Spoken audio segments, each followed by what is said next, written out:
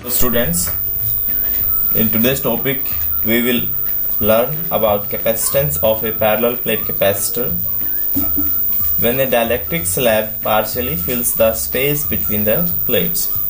यानी जब हम पैरेलल प्लेट कैपेसिटर्स जो होता है हमारे पास, तो उन दोनों पैरेलल प्लेट्स के बीच में एक डाइलेक्ट्रिक स्लैब हम यहाँ पे रख दें, तो उस केस में हमारे पास कैपेसिटेंस की वैल्यू क्या होगी वो हमें यहाँ पे डिटरमाइन करना है। तो उसके लिए पहले हम कंसिडर कर लेते हैं दैट हमने लास्ट टॉपिक में हमने ये पढ़ा था, जब दो पैरेलल प्लेट कैपेसिटर कंसिडर करते हैं और उनके बीच का जो स्पेस होता है वैक्यूम होता है, तो उस केस में कैपेसिटेंस की वैल्यू जो होगी वो होती है epsilon node A divided by small D, where small d is the space between the parallel plates of area A। यहाँ पे जो कैपिटल A है वो एरिया है उन प्लेट्स का। चलिए इसको लिख लेते हैं एक बार। तो स्टूडेंट्स, ये हमारे पास फार्मूला आ गया है। The capacitance for a parallel plate capacitor when there is a vacuum between the plates, the formula is C node equals to epsilon node A divided by D, where A is the area of plate and D is the distance between these plates। तो जब हम capacitor को एक battery से connect कर देते हैं तो इस इलेक्ट्रिक फील्ड स्ट्रेंथ डेवलप होती है इस पैरेलल प्लेट्स के बीच में, और उसकी डायरेक्शन होगी ये, और उसकी स्ट्रेंथ को मैग्नीट्यूड में रिप्रेजेंट करेंगे हम ए नोट से। यानी जब हम इन प्लेट्स को, जब बीच में डाइलेक्ट्रिक स्लैब नहीं था, जब हम इसमें बैटरी से कनेक्ट करेंगे तो इनके बीच में इलेक्ट्रिक फील्ड जो डेवलप होगी वो क्या होगी, ए नोट से रिप्रेजेंट करेंगे। ओके, वो जो इन प्लेट्स के बीच में होगी, plate A and plate B के बीच में। अब जब हम एक डाइलेक्ट्रिक स्लैब जिसकी थिकनेस क्या है टी, जो कि इनकी स्पेसिंग से डी से कम है, तो हम इसके बीच में रख देंगे, तो क्या होगा, इलेक्ट्रिक फील्ड की वैल्यू इसके बीच में जो है घट के हो जाएगी हमारे पास ई हो जाएगी। क्या हो जाएगी, इलेक्ट्रिक फील्ड ई हो जाएगी, due to the polarisation of the dielectric. ये पोलराइजेशन हो गया है। डाइलेक्ट्रिक में क्या होता है, पोलराइजेशन होता है। तो यहाँ पे पोलराइजेशन की वजह से जो ये स्ट्रेंथ है, क्योंकि ये देखो ये पॉजिटिव से नेगेटिव इस तरफ है डायरेक्शन, अब ये दोनों चीजें तो कैंसिल हो जाएंगे, ऑलमोस्ट न्यूट्रल इफेक्ट शो करेगा। जो आउटर सरफेस पे पॉजिटिव और नेगेटिव, जिसकी डायरेक्शन क्या होगी, इस तरफ, तो इसकी जो इलेक्ट्रिक फील्ड है इस ई नोड में से उसके इफेक्ट को रिड्यूस कर देगी, और रिड्यूस करके ई नोड क्या हो जाएगा, ई हो जाएगा। ओके, अब इसकी वजह से जो इलेक्ट्रिक फील्ड क्या होगी, इस डाइलेक्ट्रिक स्लैब की वजह से, इस डाइलेक्ट्रिक स्लैब की वजह से इलेक्ट्रिक फील्ड की वैल्यू आती है, उससे मैं बता देता हूँ आपको क्या होती है, P polarisation density divide by epsilon naught. जितना ज्यादा पोलराइजेशन होगा उतना ज्यादा इनके बीच में जो है ये इलेक्ट्रिक फील्ड डाइलेक्ट्रिक स्लैब के बीच में डेवलप होगी, और उतने ज्यादा ही इसमें से क्या हो जाएगा, वो माइनस होके हमारे पास ई रिजल्टेंट इलेक्ट्रिक फील्ड इंटेंसिटी, हमें इलेक्ट्रिक फील्ड स्ट्रेंथ हमें ये मिलेगी। ध्यान रखना बच्चों, ये जो ई है, ई नोड में से ये डाइलेक्ट्रिक वाली इलेक्ट्रिक फील्ड रिड्यूस करने के बाद जो रिजल्टेंट इलेक्ट्रिक फील्ड है उसकी वैल्यू है ये डाइलेक्ट्रिक की वैल्यू नहीं है। ओके, तो इसकी भी डायरेक्शन क्या रहेगी, ये, और जो ये वाली इलेक्ट्रिक फील्ड है, ठीक है, P अपॉन एप्सिलॉन नोड, इसकी डायरेक्शन होगी इस साइड, ये वाली डायरेक्शन होगी इसकी। ये है electric field strength due to the polarisation in dielectric. ध्यान रखना इस चीज को, electric field strength due to the polarisation in the dielectric. तो जहां तक हमारे इस डाइलेक्ट्रिक स्लैब की थिकनेस है, वहां उस एरिया में, यानी ये जो ब्लू कलर का जो एरिया मैंने शेडेड करा है डाइलेक्ट्रिक स्लैब का, यहां तक इस बीच में जो इलेक्ट्रिक फील्ड स्ट्रेंथ की वैल्यू होगी ई, और जहां पे खाली स्पेस है, यानी ये वाला एम्प्टी स्पेस है, ये यहाँ पे जो, क्योंकि यहाँ पे कोई डाइलेक्ट्रिक स्लैब नहीं है, तो यहाँ पे जो इलेक्ट्रिक फील्ड स्ट्रेंथ जो हमने अप्लाई करी है बैटरी के थ्रू, वो टोटली ई नोड ही रहेगी। ठीक है। एंड द रिमेनिंग डिस्टेंस, तो रिमेनिंग डिस्टेंस क्या हमारे पास, इस पूरे डी में से टी घटा दो तो जो बचा हुआ डिस्टेंस होगा वहां पे इलेक्ट्रिक फील्ड स्ट्रेंथ क्या होगी, ई नॉट।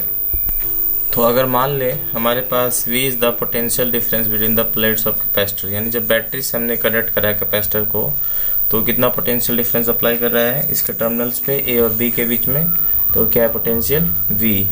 तो हमें पता है जो पोटेंशियल का फार्मूला होता है V इंटू में इलेक्ट्रिक फील्ड इंटू में, इलेक्ट्रिक फील्ड कुछ भी हो सकती है, इंटू में डिस्टेंस D। ओके, लेकिन यहाँ पे हमारे पास इलेक्ट्रिक फील्ड तो इस स्पेस में अलग है और इस वाले स्पेस में अलग आ रही है, तो यहाँ पे स्प्लिट हो जाएगा हमारे पास पोटेंशियल डिफरेंस। तो V हमारे पास 2 पार्ट्स में स्प्लिट हो जाएगा। पहला पार्ट होगा हमारे पास डाइलेक्ट्रिक स्लैब वाले में, डाइलेक्ट्रिक स्लैब वाले में कितने डिस्टेंस तक इलेक्ट्रिक फील्ड है, T डिस्टेंस तक जो इलेक्ट्रिक फील्ड स्ट्रेंथ है वो कितनी है, E, और जो रिमेनिंग डिस्टेंस है वहां पे इलेक्ट्रिक फील्ड स्ट्रेंथ क्या है, ई नोड, और रिमेनिंग डिस्टेंस क्या है, डी में से टी क्या कर दें, माइनस कर दें। ध्यान रखना स्टूडेंट्स, सबसे मेन इक्वेशन जो है हमारे पास यही है। सॉरी, अब दिख रहा होगा आप लोगों को, तो दोबारा से रिपीट कर देता हूं। तो V ये हमारे पास पोटेंशियल डिफरेंस 2 पार्ट्स में स्प्लिट हो जाएगा, एक तो पोटेंशियल डिफरेंस डाइलेक्ट्रिक स्लैब के बीच तक और एक रिमेनिंग खाली एरिया में, एम्प्टी एरिया में पोटेंशियल डिफरेंस कितना है। तो जो डाइलेक्ट्रिक स्लैब के बीच का जो पोटेंशियल डिफरेंस है वो उसके बीच की इलेक्ट्रिक फील्ड स्ट्रेंथ E और उसकी थिकनेस T के मल्टीप्लाई के इक्वल होगा, प्लस जो रिमेनिंग एम्प्टी एरिया है वहां पे इलेक्ट्रिक फील्ड स्ट्रेंथ की वैल्यू है E नॉट और उसकी स्पेसिंग है इसके बीच में D माइनस T, ये स्पेसिंग है। तो हमारे पास जो टोटल पोटेंशियल डिफरेंस है 2 पार्ट्स में डिवाइड हो जाएगा। फर्स्ट पार्ट होगा डाइलेक्ट्रिक स्लैब में कितना का potential difference plus the remaining empty area का पोटेंशियल डिफरेंस, ठीक है। चलिए, since as we know that कि जो हमारे पास electric field strength in vacuum divided by electric field strength in a medium equals to में क्या होता है, डाइलेक्ट्रिक कांस्टेंट के इक्वल आता है, तो हम इसको क्या लिख सकते हैं, और तो E किसके इक्वल आ जाएगा हमारे पास, E नॉट बाय K के। तो हम क्या करेंगे, ये E नॉट यहाँ पे ऐसे का ऐसा ही रहेगा, हम यहाँ पे E को रिप्लेस कर देंगे E नॉट बाय K से। तो इसको मान लीजिए using equation 3 in 1, using equation 3 in 2, sorry 2 में यूज कर लेंगे। तो हमारे पास इक्वेशन 3 क्या आएगी, V इक्वल्स टू में A naught by K into में T plus E naught D minus T।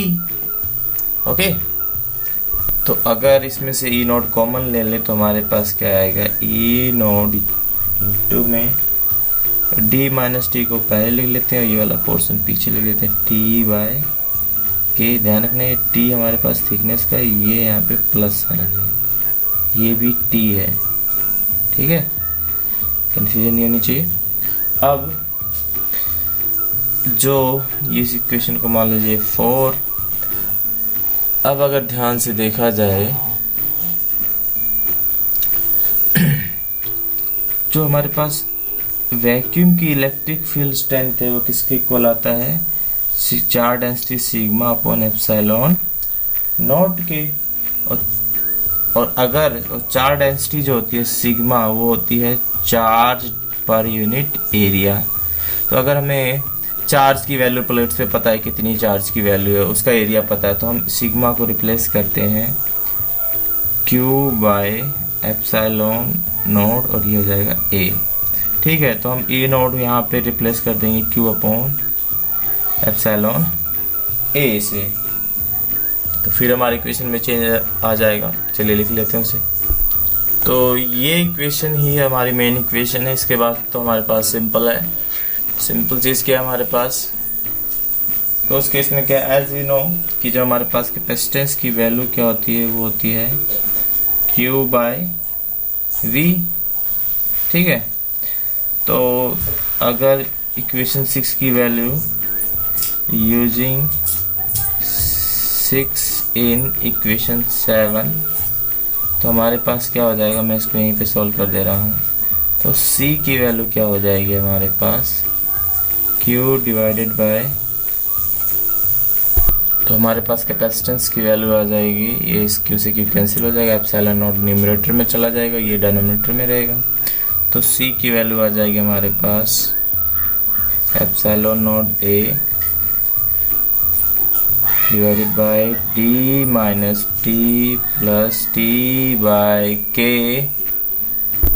तो अगर इसको एडजस्ट कर लें, यहाँ से मैं T कॉमन ले लूँ तो T बाहर आ जाएगा, तो अंदर क्या आएगा 1 माइनस 1 बाय K, बाकी सब सेम। अगली बार हम क्या करेंगे, D कॉमन ले लेंगे तो D यहाँ पे क्या आ जाएगा 1, और T किसी डिवाइड जाएगा T D से, ये आ गया। अब अगर इसी इक्वेशन को, अगर इस इक्वेशन की नंबरिंग फिर कर देते हैं, इक्वेशन नंबर 8 को मैं अगर कंपेयर कर दूं किससे, हाँ इक्वेशन नंबर 1 से, तो इक्वेशन नंबर 1 क्या है, C naught equals to epsilon naught A by D। तो आप इक्वेशन 1 और इक्वेशन इसको देखें तो एप्सिलॉन नॉट A D की जगह आप क्या लिख सकते हैं C नोट। तो फ्रॉम 1 एंड 8 हमारे पास क्या आएगा, C will be equals to में C naught divided by 1 minus T by D 1 minus 1 by K। इसको आप अलग अलग तरीके से एडजस्ट कर सकते हैं, जस्ट सिंपल केस है। तो इस तरीके से नॉर्मली हमारे पास यहाँ पे ये हो चुका है, आप ये ठीक है, तो आप इस तरीके से कर सकते हैं। ये हमारे पास कैपेसिटेंस की वैल्यू आ चुकी है, ठीक है, जब हम कोई डाइलेक्ट्रिक स्लैब इसके प्लेट्स के बीच में रख देते हैं, ठीक है। This is a simple derivation.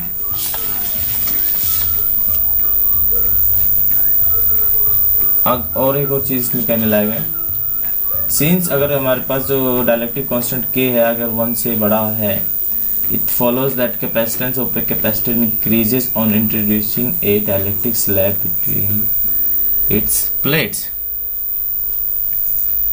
ठीक है।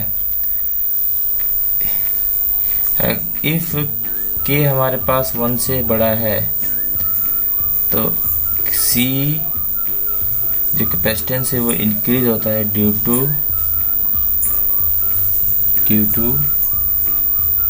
Introducing dielectric slab.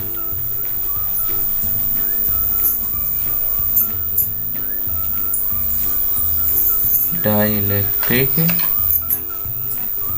स्लैब कैसे, तो वो अभी बता देते हैं आपको, सिंपल है।